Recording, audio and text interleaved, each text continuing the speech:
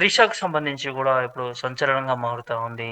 ఆహ్, ఇప్పుడు ఏదైతే విజయ్ తలపతి 2 స్థానాల్లో పోటీ చేశాడు. 2 స్థానాల్లో కూడా తను గెలవడం జరిగింది. ఇటు తిరుచి ఈస్ట్ అని చెప్పి, ఇంకోటి పెరంబూర్ అని చెప్పి 2 స్థానాల్లో కూడా విజయ్ పోటీ చేయడం జరిగింది. ఆ 2 స్థానాల్లో తను గెలుపొందాడు. సో, ఇక్కడ ఏదో ఒక నియోజకవర్గానికి ఎమ్మెల్యేగా ఉంటారు కాబట్టి ఖచ్చితంగా ఈ రెండిట్లలో ఆహ్ విజయ్ ఖచ్చితంగా రాజీనామా చేయాల్సినటువంటి అవసరం ఉంటుంది. ఆ రాజీనామా చేసిన నియోజకవర్గంలో ఎవరికి టికెట్ ఇస్తారు? ఎవరిని నిలబెడతారు? అనేది ఇక్కడ ఒక చర్చకు దారితీస్తా ఉంది. అక్కడ మళ్ళీ ఎలక్షన్ జరిగే అవకాశం ఉంటుంది కాబట్టి, ఒకవైపు నుంచి జోరుగా ప్రచారం జరుగుతా ఉంది.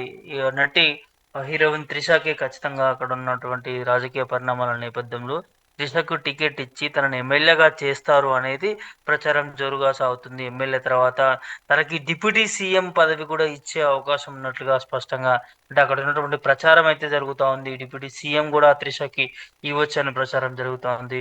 సో, దీనికి కొంత అంటే మనం ఒక సంవత్సరం వెనక్కి వెళ్తే ఏదైతే త్రిష ఒక చిన్న మీడియా మీట్‌లో తను కీలకంగా వ్యాఖ్యలు చేసింది. నాకు ముఖ్యమంత్రి అవ్వాలనుందని తను మాట్లాడడం.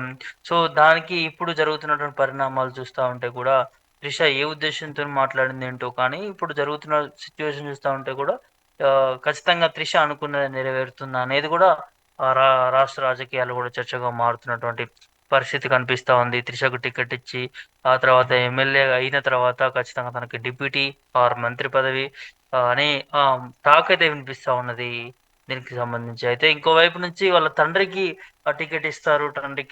తండ్రికి టికెట్ ఇచ్చి ఎమ్మెల్యేని చేస్తారు అనేది కూడా వినిపిస్తా ఉంది. ఇక్కడ టికెటు ఇవ్వడం ఒక ఎత్తైతే మళ్ళీ అక్కడ గెలవడం గూడా ఇంకో ఎత్తుగానే ఉంటుందని చెప్పుకోవచ్చు. సో, ఆ నియోజకవర్గాల్లో గూడా చాలా కీలక నేతలున్నారు. ఎన్నో సంవత్సరాల ఎక్స్‌పీరియన్స్ అయినటువంటి రాజకీయ నాయకులున్నారు.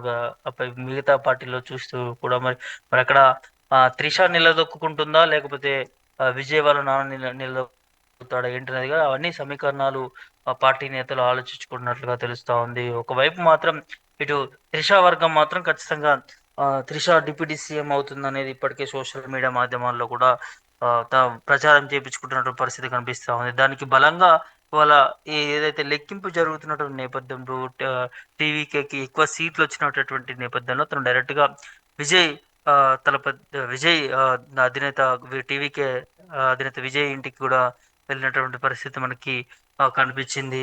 సో, కొంత పార్టీలో ఖచ్చితంగా ఈ సమీకరణాలు చూస్తున్నారు. త్రిషకి టికెట్ ఇచ్చి ఈ మ డిప్యూటీ సీఎం ఇచ్చే అవకాశం ఉన్నట్టుగా తెలుస్తా ఉన్నది. సో, ఇవన్నీ చూస్తా ఉంటే కూడా గతంలో త్రిష మాట్లాడడం, ఇప్పుడు తనకి ఇట్లాంటి సమీకరణాలు రావడం ఇదంతా చూస్తే మరి ఖచ్చితంగా త్రిషకి మంత్రి పదవి గాని, డిప్యూటీ గాని ఇచ్చే అవకాశం ఉన్నట్లుగానే కనిపిస్తా ఉంది.